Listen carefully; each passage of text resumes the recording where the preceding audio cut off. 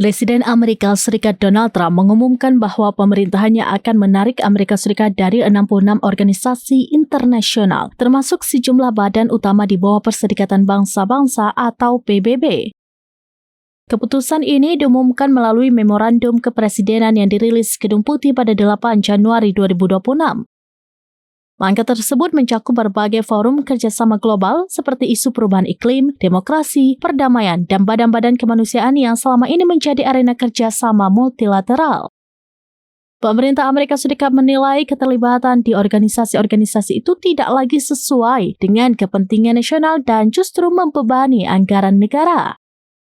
Trump menyatakan penarikan ini dilakukan sebagai pemeriksaan atas partisipasi dan pendanaan Amerika Serikat di berbagai... Download Tribun X sekarang, menghadirkan lokal menjadi Indonesia.